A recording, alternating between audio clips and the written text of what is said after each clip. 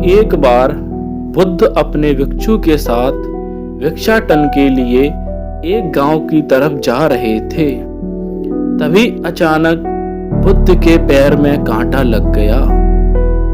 कांटा इतना तीक्ष्ण था कि चुभते ही रक्त की धार निकलने लगी। बुद्ध के भिक्षु ने रक्त को रोकने के लिए एक कपड़ा फाड़कर बुद्ध के पैर पर बांध दिया। इस घटना को कुछ लोग देख रहे थे जो कि बुद्ध से ईर्ष्या करते थे।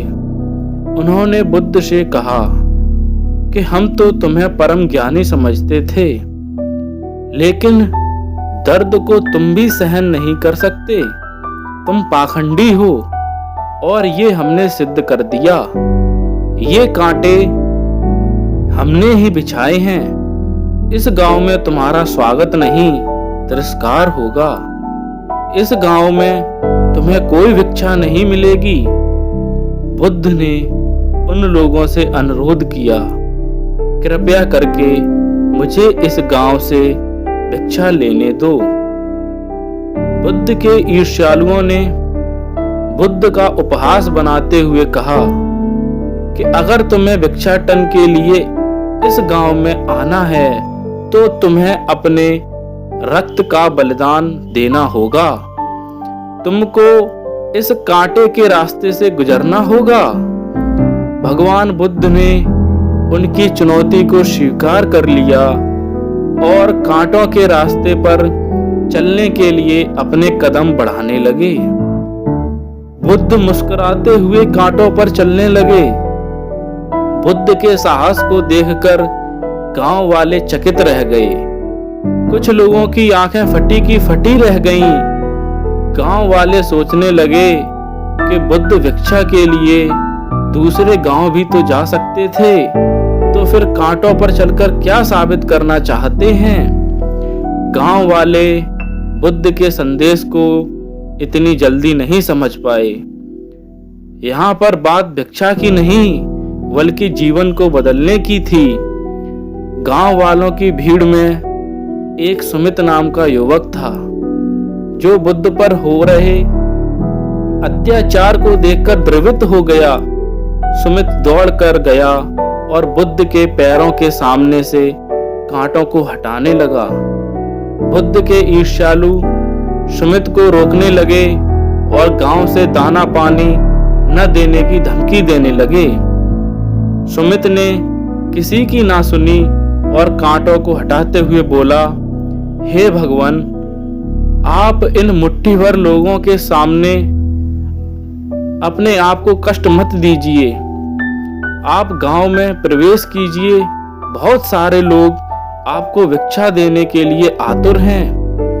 बुद्ध ने सुमित को अपने पास बुलाया और आशीर्वाद देने लगे।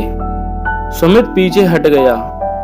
हे भगवान, आप मुझे छूकर अपने आप को अपवित्र और दूषित ना करें। महात्मा बुद्ध ने कहा, तुम अपने आप को दूषित क्यों कहते हो?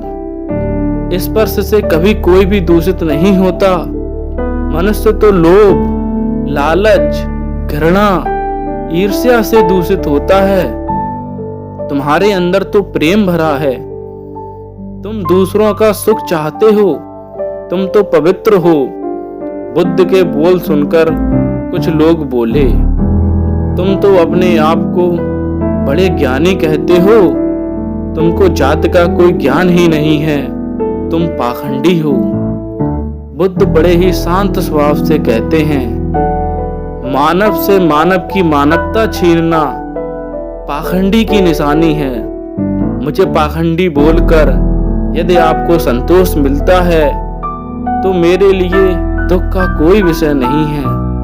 कुछ लोग बुद्ध पर बरस पड़े, परंतु यह तो धर्मशास्त्र है, फिर यह पाखंड कैसे हुआ?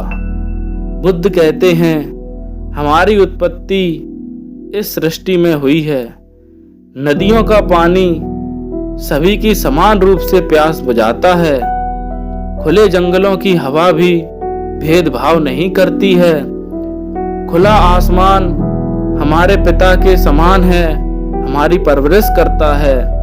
सृष्टिकर्ता ने भी कोई भेदभाव नहीं किया, फिर हम इंसान कौन होते हैं भेदभाव करने वाले। मानव मानव में भेद करके अपने संबंधों को बिगाड़ता है। बुद्ध के वचन के बाद कुछ लोग कहते हैं, अगर आप इतना ही कहते हैं तो सुमित को अपना भिक्षु क्यों नहीं बना लेते। बुद्ध ने कहा, यह अच्छा सुझाव है। अगर सुमित तुम चाहते हो तो तुम मेरे भिक्षु बन सकते हो। बुद्ध के आमंत्रण पर सुमित पहला नीच जात का बौद्ध भिक्षु बनता है। इस पूरे विवरण में सुमित का जीवन बदल जाता है, शेष सभी लोगों का जीवन रूपांतरित होता है।